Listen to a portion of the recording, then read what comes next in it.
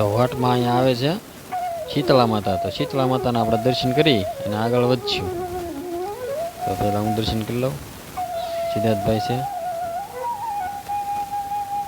જય શીતળાઈ માતા. અમારે સિદ્ધાર્થભાઈ પણ બ્લોગ બનાવે. સિદ્ધાર્થભાઈ ને વિરાટભાઈ બે દર્શન કર્યા અને અર્જુનભાઈ ગાડી ઉપર બેઠા છે. આ જય શીતળાઈ માતા.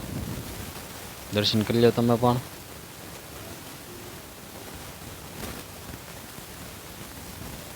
અર્જુનભાઈ ગાડી ઉપર બેઠા છે. સોડા હાથમાં લઈને કારના રખડે છે પણ પીતા નથી. તો હવે એને પેલા સોડા પાઈ દઈએ આપણે, નકર ગેસ વહી જાય ને ખાલી શરબત રહી જાય એવું થાય. એટલે પેલા એને સોડા પાઈને પછી આપણે આગળ વધીએ. તો અર્જુનભાઈ સોડા પી લીધી છે ને વિરાટભાઈ કે હવે ગાડીનું લેવું છે તો એ ગાડીનું ઉતારે છે.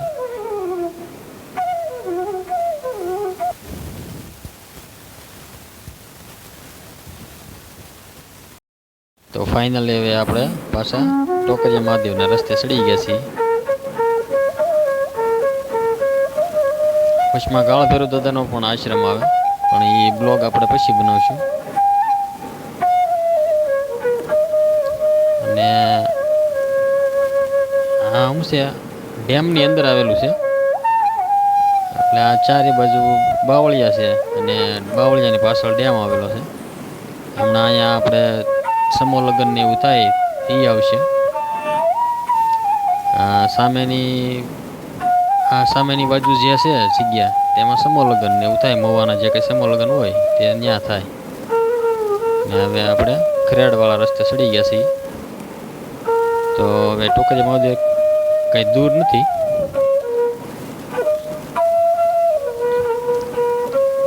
તો હવે પહેલો આવશે કાળ ભૈરવ દાદાનો આશ્રમ.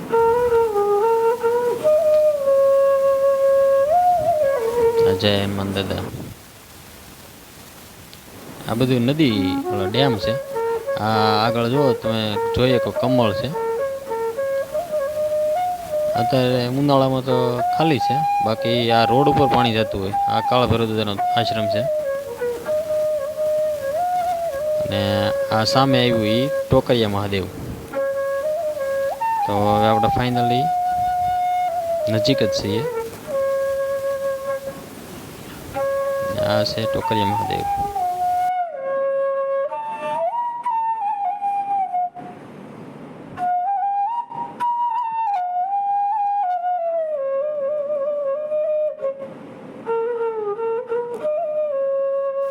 સિદ્ધાર્થભાઈ ને વિરાટભાઈ બે દરવાજો ખોલે છે, એનાથી ખુલતો નથી. તો લાવો હું ટ્રાય મારી દઉં. તો દરવાજો ફાઇનલી એનાથી ખુલી ગયો છે અને હવે આપણે જઈએ છીએ અંદર દર્શન કરવા. જય ભોળાનાથ, જય ટોકરિયા મહાદેવ. એમ કહેવામાં આવે છે કે જ્યારે અહીં કોઈ સેવા પૂજા ન કરતું ત્યારે પાછળ નાગનો રાફડો આવેલો છે. તે નાગ ટંકોરી વગાડતો અને ભોળાનાથની આરતી કરતો એમ. તો એ નાગના પણ હું દર્શન કરાવીશ. નાગના રાફડાના, એમ નાગ તો ન હોય, નાગના રાફડાના દર્શન કરાવીશ. ને આ ભોળાનાથ ભેજા છે તો ભોળાનાથના આપણે દર્શન કરી અને તે પાછળ નાગદાદાના જે રાફડો છે એના પણ દર્શન કરીશું. તો હવે આપણે મંદિરની અંદર આવી ગયા છીએ.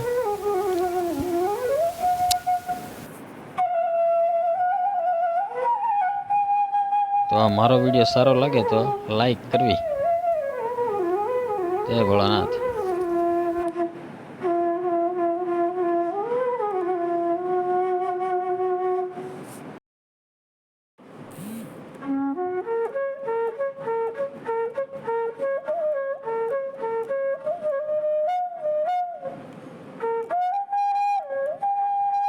મિત્રો, ભોળાનાથના આપણે દર્શન કરી લો. ટોકરિયા મહાદેવ જેને કહેવાય.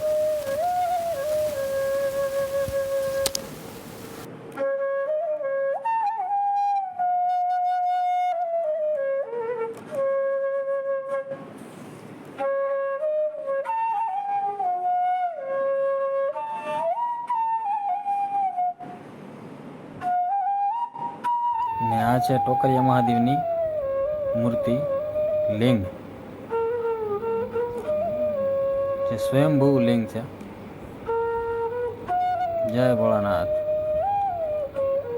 હર હર મહાદેવ.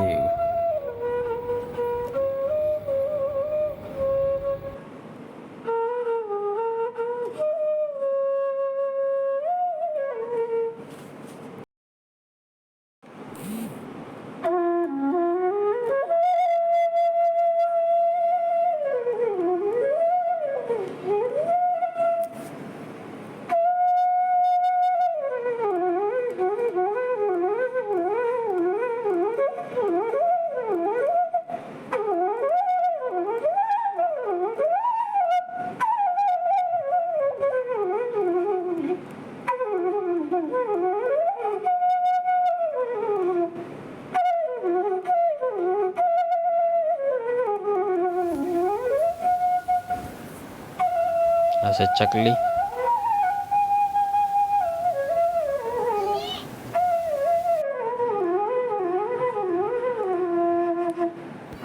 ચકલીએ મંદિરની પેટીમાં માળો કર્યો. તો હવે આગળ જઈ ને આપણે ગણપતિ બાપાના મંદિરના દર્શન કરશું, પંચમુખી હનુમાનજીના દર્શન કરશું. ને આ છે હિસકા, લસરપટ્ટી ને જે કાંઈ છોકરાને રમવાની વસ્તુ હોય ને તે. એટલે બાળકો આવે તો એને પણ મજા આવે એમ મંદિરે. ગણપતિ બાપાના મંદિરની ધજા છે. તો હવે પાછળ જઈ અને હું તમને ભોળાનાથની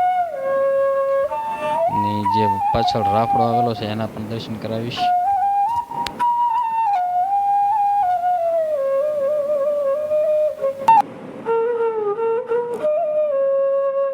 તો પહેલાં આપણે ગૌમુખના દર્શન કરતા જઈશું અને પછી જઈશું રાફડે.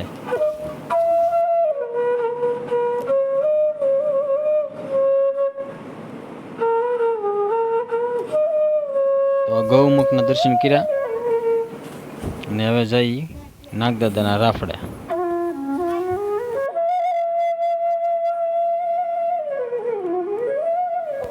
જ્યારે અહીંયા મંદિર ન હતું ત્યારે આજુબાજુના ખેડૂતો એમ કહે છે કે દી આત્મે એટલે ટંકોરીનો અવાજ આવતો હોય ત્યારે નાગ ટંકોરી વગાડી અને ભોળાનાથની સેવા પૂજા કરતો, એવી માન્યતાઓ છે.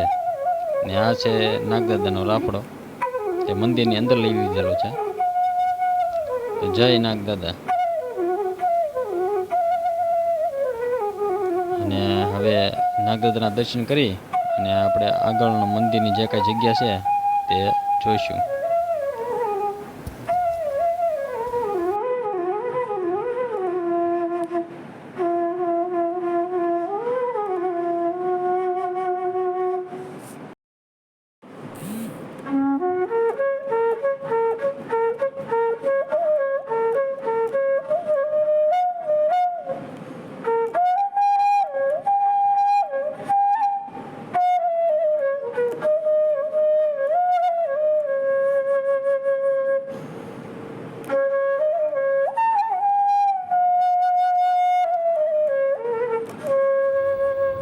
આ બધી મંદિરની જગ્યા છે.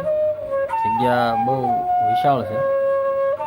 તો હવે આપણે આગળ જઈને ગણપતિ બાપાના અને હનુમાનજીના દર્શન કરીએ. આ છે ગણપતિ બાપાનું મંદિર અને સામે આવેલું છે.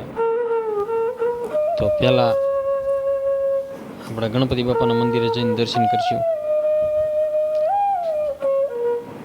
આ છે ગણપતિ બાપા સિદ્ધિ વિનાયક. જય હો ગણપતિ બાપા.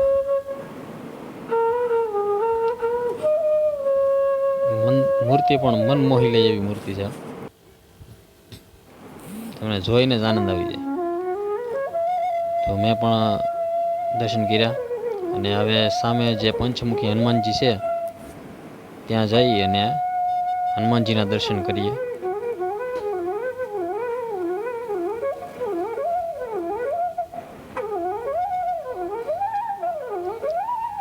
તો આ છે પવનપુત્ર હનુમાનજી, જે પંચમુખી છે.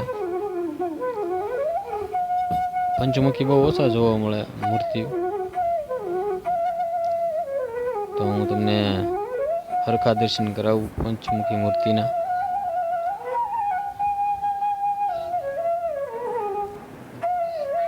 છાતીમાં રામ લખેલું છે.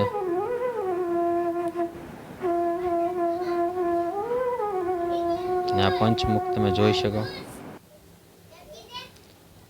ઉપર મૂર્તિ છે. આ તમે હરખું તમને બતાવી દઉં. પંચમુખી હનુમાનજી.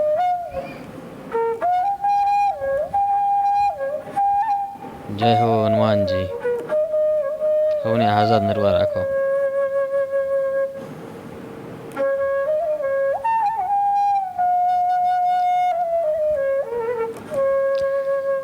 મૂર્તિ બહુ સારી છે અહીંયા. આ પહેલાની મૂર્તિ છે, સ્વયંભૂ મૂર્તિ છે, કોઈ બનાવેલી કોતરેલી નથી. સ્વયંભૂ છે એમ કહે છે એમ. તો હવે આપણે જે કાંઈ મંદિરની અંદરની જગ્યા છે એ જોવાની બાકી રહી ગઈ છે, તો એ આપણે જઈ અને જોઈ.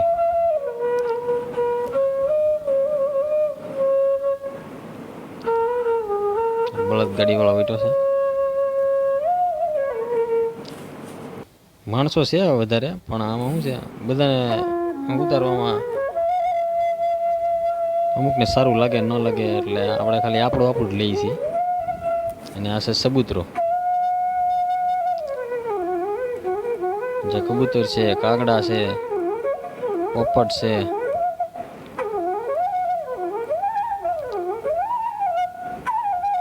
અને નારિયેળી ને એવું બધું છે. હું તમને મંદિરની ચારે બાજુના જે કાંઈ દ્રશ્યો છે એ હું તમને બતાવું. ડેમ આખો ભર્યો હોય ને ત્યારે જગ્યા જોયા રાખી હોય, અત્યારે સારી જ છે. ડેમ ભર્યો હોય ને તો તમને બહુ મજા આવે એવું હોય. મંદિરની વચ્ચોવચ્ચ, ડેમની વચ્ચોવચ્ચ મંદિર આવેલું છે. બહુ સુપર જગ્યા છે. તો તમે પણ આવો, ભોળાનાથનું દર્શન કરો. અને અહીંયા જે કાગડા છે એને બધા ગાંઠિયા ને એવું નીરે, બરોબર. તો હું પણ ગાંઠિયા લાવ્યો છું. તો કાગડાને ગાંઠિયા આપણે નીરીએ. ગાંઠિયા ખવડાવીને કાગડાને જય ભોળાનાથનું નામ લઈને, આ વિડીયો સારો લાગ્યો હોય તો એક લાઈક મારી દો. જય ભોળાનાથ.